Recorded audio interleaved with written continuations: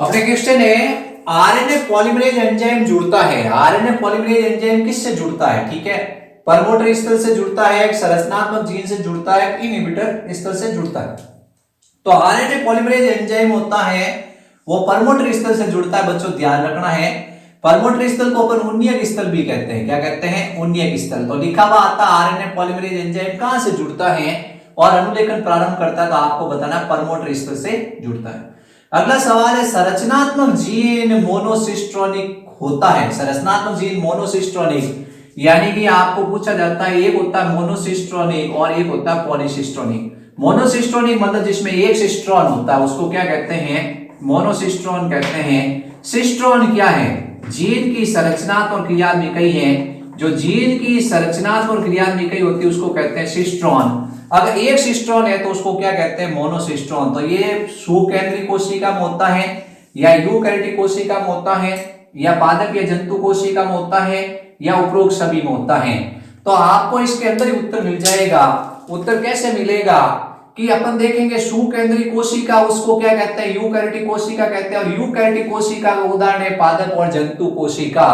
तो मोनोसिस्ट्रोनिक का उदाहरण है उपरोक्त सभी। क्या है? उपरोक्त सभी। यहां पर दिमाग लगाना। फिर उसके बाद संरचनात्मक जीन पॉलीसिस्ट्रोनिक होता है। तो पहला है जीवाणु, दूसरा है आसीम केंद्रीय और तीसरा है सासीम केंद्रीय और चौथा उपरोक्त सभी। तो मोनोसिस्ट्रोनिक था वो सुकेंद्रीय में था। ठीक है, तो संरचनात्मक जीन पॉलीसिस्ट्रोनिक किस में होगा? जीवाणु में होगा और आसीम केंद्रीय में होगा। तो आसीम केंद्रीय कौन सी कोशिका है? जीवाणु है। तो उपरोक्त उत्तर होगा ए और बी दोनों। गुणसूत्र का वह भाग जो अनुलेखन प्रदर्शित करता है, पहला है यूक्रोमेटिन। यूक्रोमेटिन गुणसूत्र का सक्रिय भाग होता है। दूसरा एक्सॉन, तीसरा इंट्रॉन, चौथा उपरोक्त ए और बी दोनों। तो आपको इसका आंसर बताना है कि यूक्रोमेटिन और एक्सॉन। एक्सॉन कैसा भाग होता है? कोडिंग भाग होता है। ये भी सवाल आता है एक्सॉन भाग कैसा है?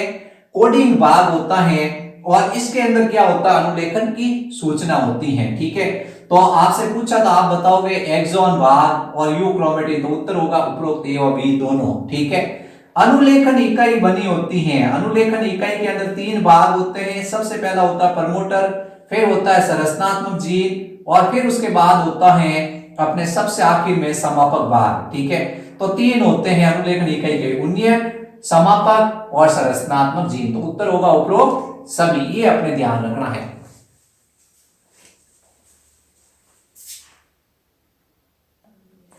अब अपने सवाल आ चुका है बच्चों। सवाल अपने थोड़े क्या है? डीएनए रिप्लिकेशन और ट्रांसक्रिप्शन में से है। डीएनए के रज्जुक की क्या ध्रुवता होती है जो टेम्पलेट रज्जुक या कूट लेखन रज्जुक की तरह कार्य करता है? तो अपन टेम्पलेट रज्जुक की बात करते हैं। जो टेम्पलेट रज्जुक की तरह कार्य करता है, कूट लेखन रज्जुक को अपन जान देते हैं। ठीक है, टेम्पलेट रज्जुक की तरह कार्य करता है, उसकी ध्रुवता क्या होती है? ठीक है, तो टेम्पलेट रज्जुक क्या होता है कि आपको बताना है डीएनए का वह स्ट्रैंड होता है जिसके ऊपर नया आरएनए बनता है, उसको अपन कहते हैं टेम्पलेट रज्जुक। ठीक है, एक आपको ध्यान रखना कूट लेखन रज्जुक एक बता दिया सवाल मैंने, उसमें क्या होता है कि अनुलेखन नहीं होता है, वो स्ट्रैंड होता है।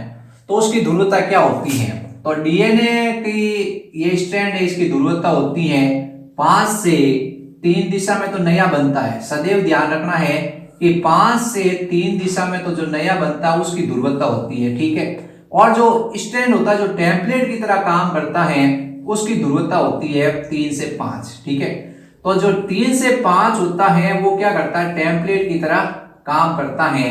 ये अपने गांठ बांध लेती है और नया बनता है उसकी ध्रुवता होती है 5 से 3। ये भी सवाल आता है जो नया स्टैंड बनता है उसका ध्रुवता क्या होती है? तब तो 5 से 3, और जो टेम्पलेट रज्जुक का कार्य करेगा वो होगा 3 से 5। ये अपने ध्यान रखना है। ठीक है, ये आपके डाउट पूरा क्लियर होना चाहिए। डीएनए निर्भर आरएनए पॉलीमरेज एंजाइम अनुलेखन करता है। डीएनए निर्भर आरएनए पॉलीमरेज एंजाइम अनुलेखन करता है एक दिशीय, द्विदिशीय, बहुदिशीय, आदिशीय। तो एक तो होता है जिसको अपन अनुलेखन कहते हैं और एक होता है जिसको अपन कहते हैं प्रतिलिपिकरण, रिप्लिकेशन। रिप्लिकेशन होता है वो द्विदिशीय होता है। ठीक है, लेकिन अनुलेखन पूछते ही आपको तुरंत उत्तर आएगा एक दिशीय होता है। कैसा होता है? एक दिशीय। अब इसके बाद अगला सवाल इन्होंने पूछा है कि ये इन्होंने क्या बनाया, ये इन्होंने एक आरएनए बनाया है, सॉरी एक डीएनए बनाया, ATGC ATGC, बहुत सिंपल लिखा, ये 3 और 5 लिखा कि अनुलेखन से बनने वाला आरएनए अनुक्रम होगा, यानी जब इसका अनुलेखन करेंगे तो बनने वाला आरएनए अनुक्रम होगा। तो इस अपन लिख देते हैं इसको ATGC, ठीक है। अब इससे इसकी दिशा है 3 और 5, ये टेम्पलेट रख चुके। अब इस पे नया बनाओ 5 से 3 दिशा में, ठीक है। ए के सामने क्या जोड़ोगे, U, T के सामने क्या जोड़ोगे, A, G के सामने क्या जोड़ोगे, C के सामने क्या जोड़ोगे, G, A के सामने U और T के सामने A, G के सामने C और C के सामने G, ऐसा होना चाहिए, ठीक है। ये आपको बताना है, इस तरह का होना चाहिए। तो ऐसा कौन सा है, UACG, ये मिल रहा है पहला, इसमें ये लिखा हुआ 5 से 3, ठीक है। फिर उसके बाद में UACC, GGAC नहीं है, TACG ये भी नहीं है, तो उत्तर होगा आपके UAGC और UAGC, ये 5 और 3, ये आपको 4 सारे अक्षर मिलाने हैं, ठीक है। 1-2 मिले तो आप क्या राइट मत करना, जब तक आपको सारे नहीं मिले तब तक आपको ध्यान रखना है। बच्चों अपन ने सवाल लिखे हैं, सवाल पहला है, जीन विखंडित होते हैं, यानी जीन होते हैं उसके 2 टुकड़े पाए जाते हैं, एक्सॉन और इंट्रॉन।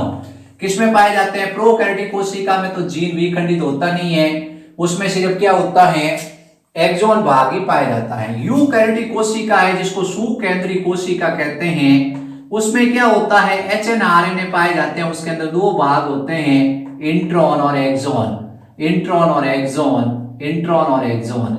ये इंट्रॉन भाग ये नॉन कोडिंग भाग होता है, इसके अंदर किसी प्रकार की आनुवांशिक सूचना नहीं होती है, इसको हटाया जाता है, इसको कहते हैं आरएनए स्प्लाइसिंग। पीछे एक्सॉन बचता है। तो जीन विखंडित किस में होते हैं, आपका उत्तर होगा यूकैरियोटिक कोशिका के अंदर जीन विखंडित होते हैं, ठीक है। ये सवाल मैंने बुक के अंदर से उठाया बच्चों, तो आपको इसको ध्यान से पढ़ना पड़ेगा। जीन विखंडित होते हैं, खाली जगह भी आ सकती है यूकैरियोटिक कोशिका में। संसाधित आरएनए, यानी संसाधित आरएनए पाया जाता है, संसाधित आरएनए में व्यक्तिगत भाग, एक्सॉन भाग, इंट्रॉन भाग या ए व बी दोनों। तो ये जो व्यक्त भाग है जिसमें अनुवांशिक कूट होते हैं उसी को अपन एक्सॉन कहते हैं। क्या कहते हैं, एक्सॉन कहते हैं। एक्सॉन भाग HNRNA का वह भाग होता है जिसके अंदर अनुवांशिक कूट पाए जाते हैं, तो इसका उत्तर होगा ए व बी दोनों। अब अगला है अनुवांशिक कूट किसमें पाए जाते हैं, तो अपने को पता ही है एक्सॉन भाग के अंदर अनुवांशिक कूट होते हैं, इंट्रॉन भाग के अंदर किसी प्रकार की कोई सूचना नहीं होती है, ये नॉन कोडिंग भाग होता है, ये ध्यान रखना है।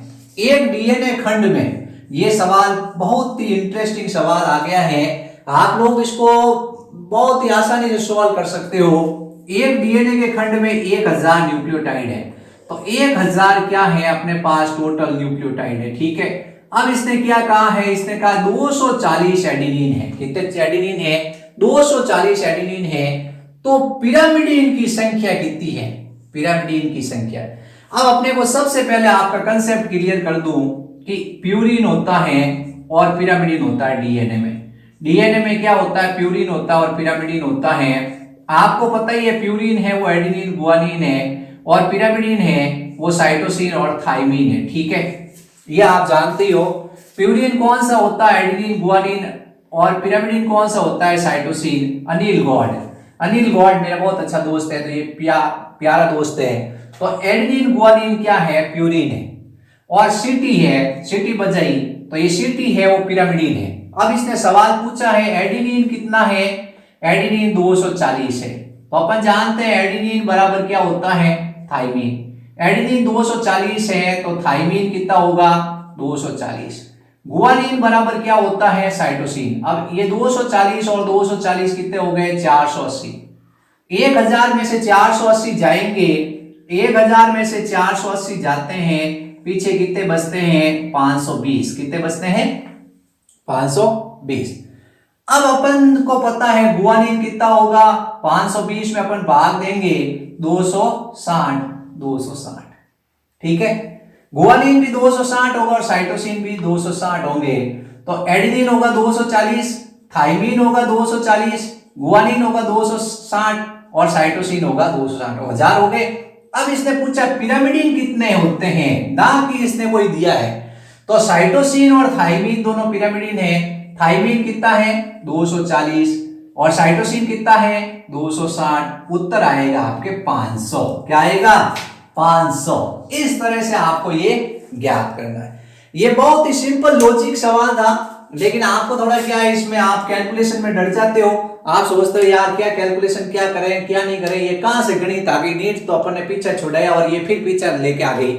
लेकिन इससे सिंपल आपको थोड़ा सवाल को दिया या एडेनिन की जगह वो क्या करता, मान लो गुआनिन पूछता, तो गुआनिन पूछता तब आपका उत्तर होता 260 और वो अगर थाइमिन पूछता तो उत्तर होता 240। लेकिन उसने पिरामिडिन पूछा और वो पिरामिडिन की जगह कह देता एडेनिन 240 है और प्यूरिन की संख्या बताओ, प्यूरिन कितने होंगे, तो 240 240 480 उत्तर हो जाए। अब मैं एक सवाल दे देता हूं, कमेंट बॉक्स में दे देना उत्तर कि यहाँ एडेनिन 240 की जगह 1000 न्यूक्लियोटाइड है। 1000 न्यूक्लियोटाइड की जगह अपन क्या करते हैं 500 न्यूक्लियोटाइड ही देते। मान लो सवाल होता कि 500 न्यूक्लियोटाइड है, कितने हैं 500 न्यूक्लियोटाइड है और एडेनिन है वो मान लो 140 है, कितने हैं 140 है। तो पिरामिडिन की संख्या कुल संख्या कितनी होगी, आपको ये कैलकुलेट करके कमेंट बॉक्स में लिखना है। ठीक है, अगला सवाल है फास्फोरस 32 पाया जाता है। फास्फोरस नाम सुनते ही आपके मन में सवाल आएगा, डीएनए में पाया जाता है। प्रोटीन के अंदर सल्फर 35 पाया जाता है। ये जो वैज्ञानिक थे उन वैज्ञानिकों ने क्या किया था, रेडियो एक्टिव पदार्थ का उपयोग किया था और बताया था कि क्या होता है जो अनुवांशिक पदार्थ है वो डीएनए होता है। अल्फ्रेड हर्शे और ये चेस वगैरह वैज्ञानिक थे, उन्होंने क्या किया था जीवाणु भोजी का उपयोग किया था और उसे रेडियो एक्टिव पदार्थ से अभिनंदित किया था। तो फास्फोरस 32 डीएनए में होता है, सल्फर 35 होता है वो प्रोटीन में होता है, ये ध्यान रखना है।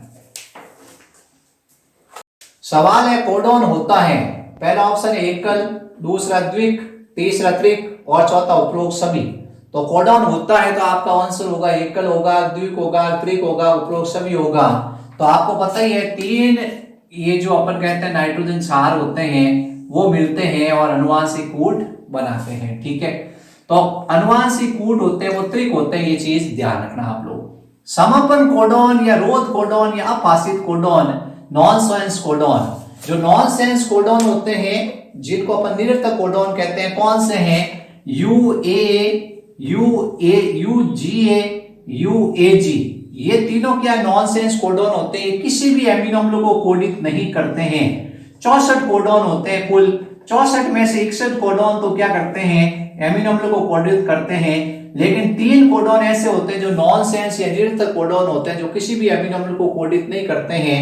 तो आपका आंसर होगा उपरोक्त सभी। ठीक है, प्रारंभिक कोडॉन कौन सा होता है, AUG प्रारंभिक कोडॉन होता है। बेटा ये सदैव ध्यान रखना है कि AUG प्रारंभिक कोडॉन होता है, ये मिथायोनिन एमिनो अम्ल को कोडित करता है।